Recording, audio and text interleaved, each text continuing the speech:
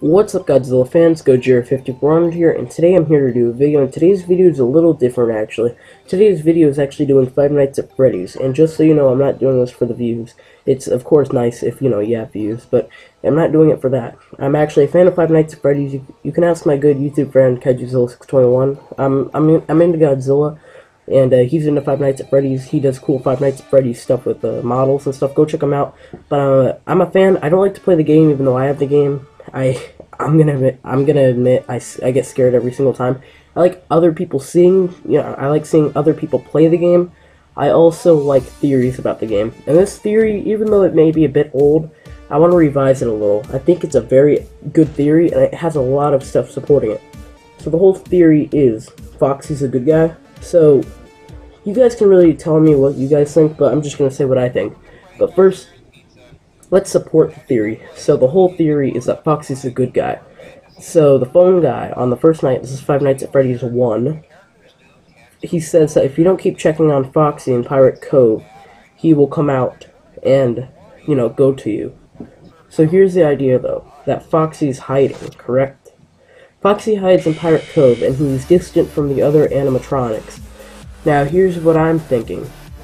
Since all of the animatronics have the souls of kids in them, and Simon has confirmed that they are haunted, and the kids are what matches, the kind of descriptions with Freddy, Bonnie, Chica, Foxy, Golden Freddy, all of them, here's what I'm thinking. First of all, let's take a look at Foxy himself, the bottom of the torso.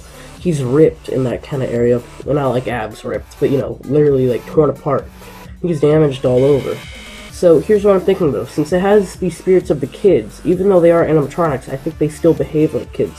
So while you have Bonnie, Chica, and Freddy, the main group, Foxy kind of embodies that kid who always gets bullied, who's always neglected, how he's always on the lookout, So that's why he hides. He's not a coward, but he just hides because he's rejected. He's not embraced by the group, he's not accepted.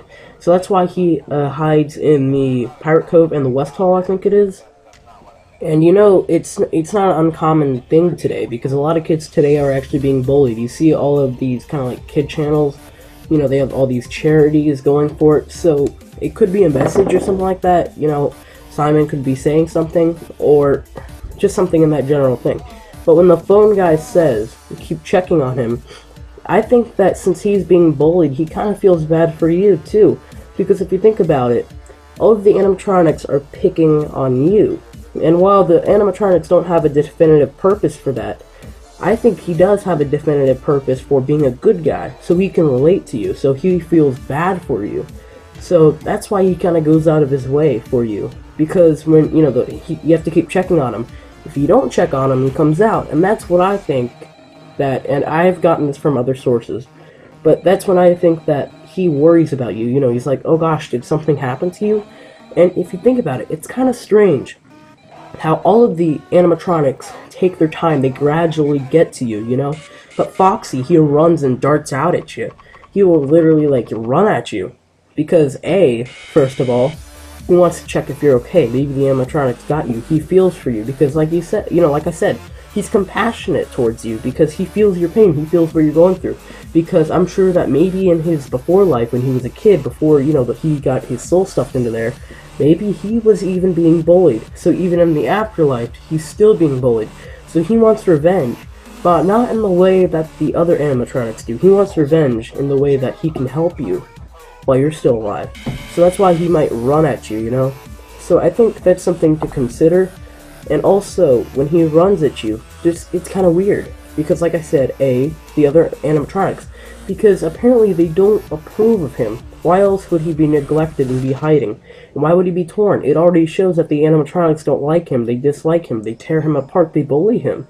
So he would be running, because he wants to see if you're okay, and B, because, he knows that the animatronics might catch him. So when he runs and darts in at you, and he comes through the door, isn't that kind of strange how, like, Bonnie and Freddy and Chica and all them, they literally attack you, they literally come up next to you, but Foxy does something more like, he kind of leans in, are you okay, or something like that. And there's two reasons he may do that.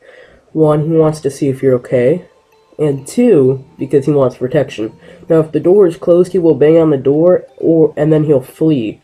Because he's like, hey, are you okay in there? and then apparently, you know, you must be. So then he'll flee back. He'll hide again. So it does make sense if you put it together like that. But also people are saying, oh, but what about in Five Nights at Freddy's 2? What about when he jumps out at you and attacks you? Well, here's the thing. You're playing as two different people in Five Nights at Freddy's 2 and Five Nights at Freddy's 1. And 2 is a sequel, so 1 is after 2. So it's kind of like a sequel prequel, you know? But the phone guy says that they have put these predator trackers so they can, you know, detect a predator from miles away. So you're playing as a different character. And a theory that's been going around is that you play as the guy who actually killed the children. So Foxy, he may be, this could support him also being as the good guy, because he's going out of his way and jumping at you to kill you. Now people say, oh, he's just hugging you. I don't think that, because you may be playing as a predator, and in his eyes, you know, he's supposed to ensure safety, so he's trying to protect Freddy Fazbear's Pizza Entertainment. So he's jumping at you to kill you. But it makes sense, because then in the, you know, the first game, which actually came after Five Nights at Freddy's 2, it shows his more compassionate side, because it shows his less hostile attitude towards you. So I just think it makes a lot more sense if you put it that way, than him just being a straight up bad guy. I also like to think of him as a good guy. I really like Foxy. Foxy's my favorite, and I might be a little biased, but it really does make sense if you add it up. But, so when Foxy does actually come into your room though and scream at you, there's actually two options. Foxy either kills you because of a heart attack, because, you know, just the scariness, or 2, he just kind of, you know, makes you unconscious and the game ends. But I think he does kill you of a heart attack, but not intentionally. So, but that's my whole theory though. Thank you guys so much for watching. Please rate, comment, subscribe, give a big thumbs up, enjoy this video, and yeah, Godzilla 5400 out.